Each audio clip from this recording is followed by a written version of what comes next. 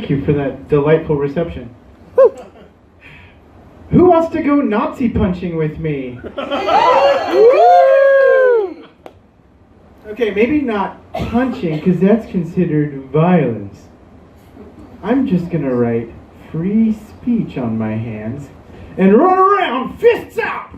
And if a Nazi happens to try to stop my free speech with their face, that's their own damn fault.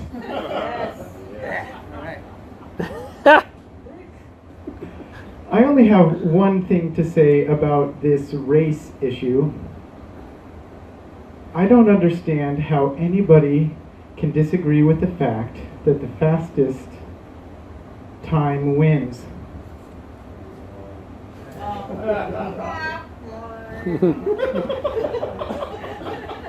I didn't know this was going to be a gong show.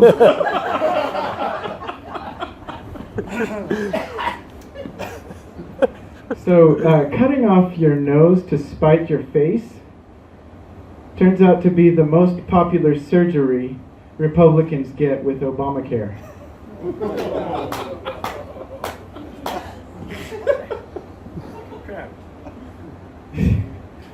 Hicks hate education because the more you know about genetics, the less likely you are to strip your sister.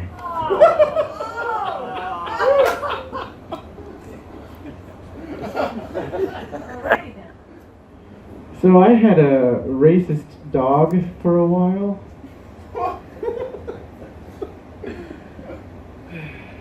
It's not her fault though. She was a pureblood. Specifically, a very inbred chocolate lab. So as you can imagine, our conversations got pretty awkward and uncomfortable rather quickly. But the last straw was when she said, "I'm gonna vote Trump in the primaries." What? Yeah, I think a non-politician can really shake things up in Washington. I was like, would you want a non-medically trained person performing surgery on you while you're getting spayed? No, of course not. Then why would you want a non-politician in the highest seat of the land? Stupid dog. So I actually do have some conservative friends. One conservative friend. Okay, a guy I occasionally gig with who votes Republican. But be glad I'm there for him because I can explain things that are difficult for him to understand, like evolution or this crazy round earth theory. Or the fact that gay people and pedophiles are not the same thing. I tell him that gay people are just normal folks who want romantic relations with people of the same sex, whereas pedophiles are the people dressed in robes preaching from a pulpit. Bless you. So I find it really amazing that one lunatic has been able to entirely change the meaning of a word in less than a year. It used to take hordes of old ladies petitioning for decades to get Webster's dictionary to budge. See, Trump used to mean having a card or a clever play that means you get to like win that round or game or whatever. Now it just stands for the measurement of how far you can get your own head up your ass while wearing a suit.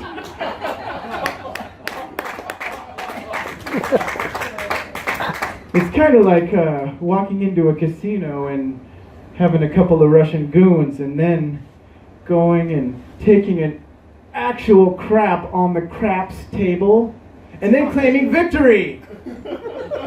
No, man, you just took a trump. On that note, I came up with a new swear that has really satisfying mouthfeel. Funt. You guys want to try it with me? Funt. Funt. Yeah, pretty good, right? So I have a challenge for you to make your life better. Every time you hear the orange in Chief's name or read it in print, use funt instead. First or last name? President Funt misspells tweet. Well, of course. Yeah. That guy's gonna misspell. Confused about Harvey's, President Funt consults giant invisible rabbit. Makes perfect sense. Makes life so much easier to deal with. Okay, enough politics. Yeah. Woo! Thank you. That's actually very appropriate.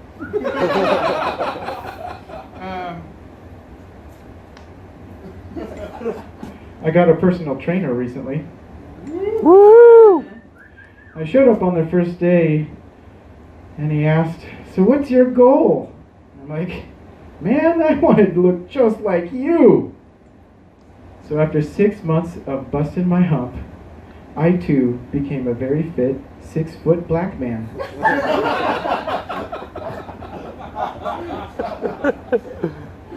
And guys, I discovered something.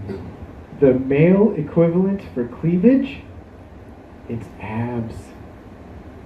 So, about a year ago, I realized I was building up for a famine that was never going to happen. Killing myself slowly, pint over pint. Ben & Jerry's and craft brews. Sure, I had a great pair of tits. But apparently my lady was intimidated by the fact that I needed the D cup and not her. Now, I'm not claiming I'm some kind of food or exercise saint. Most of my weight loss was thanks to diarrhea. Diarrhea. Just lucky, I guess. I lost about 30 pounds, 3 gallons of shit a day for 10 days straight, and no appetite to replenish.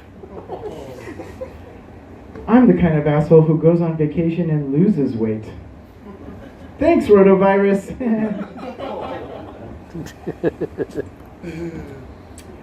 I knew I was pretty sick because I have 2 major indicators. When it's true illness and not just my general malaise. I want nothing to do with food or sex. Pretty much every other second of my life, I will take either of those things immediately and without question. So when I finally woke up hungry and horny, I knew I was all better. Guess what? I had abs!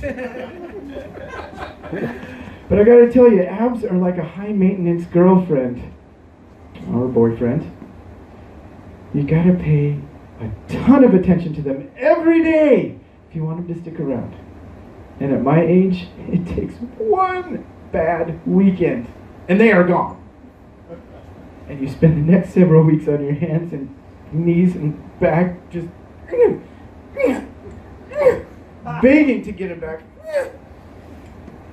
But I have to remind myself that this level of fitness, it's not about the looks. It's about the fact that I no longer have to make those weird effort noises when I work out.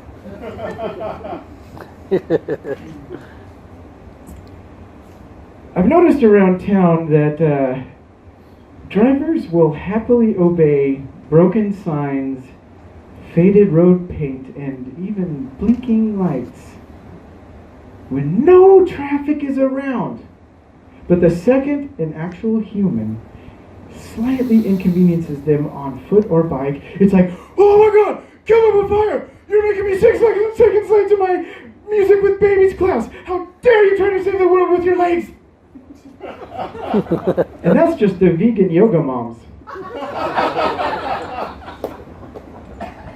Also in this town, I gotta tell you, the way that people are trying to serve coffee is getting out of hand. It's ridiculous and it needs to stop. Somebody is trying to put soda water with coffee. These are two great things. They do not go together. You should feel bad for even considering it.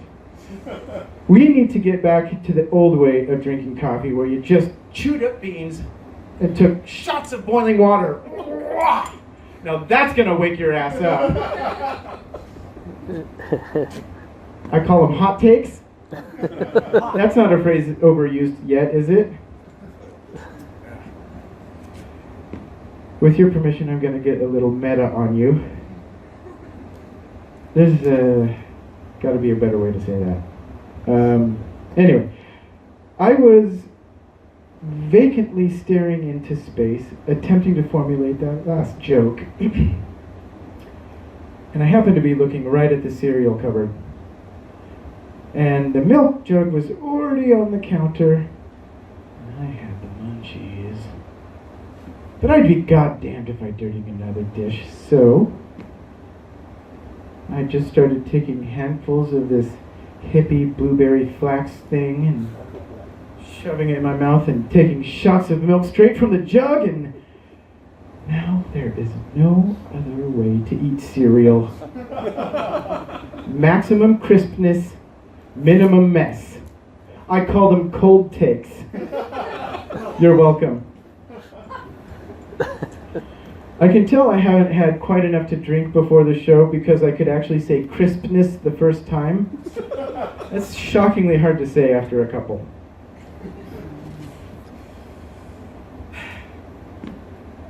I almost started a offensive bumper sticker company, but it got canned when they realized my first bumper sticker was going to say, "My other ride is your mom."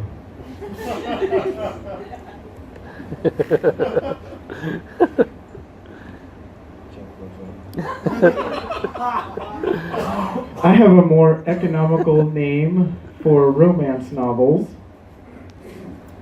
Cliterature.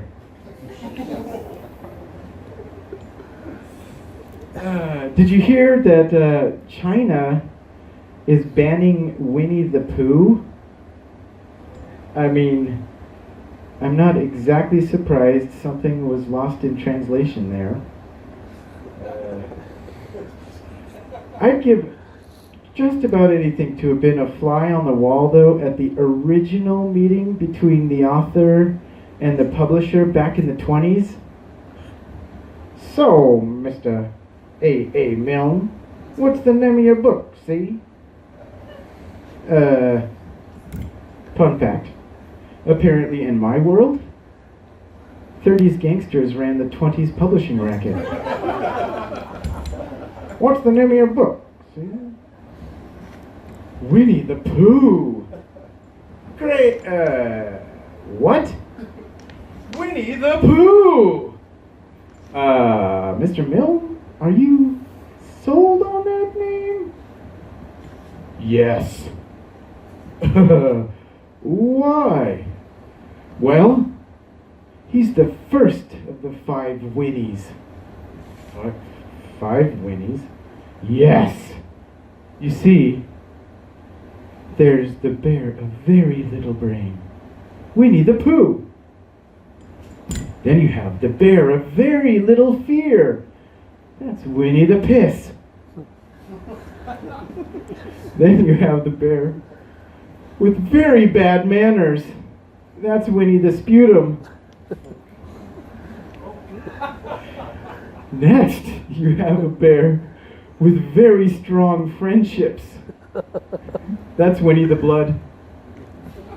And last but not least, we have everyone's favorite, the bear with very few boundaries, Winnie the Cum! Thank you. You've been a delightful audience. And I want to leave you with the nicest thing that my kid could possibly ever say to me. I love you like I love mommy.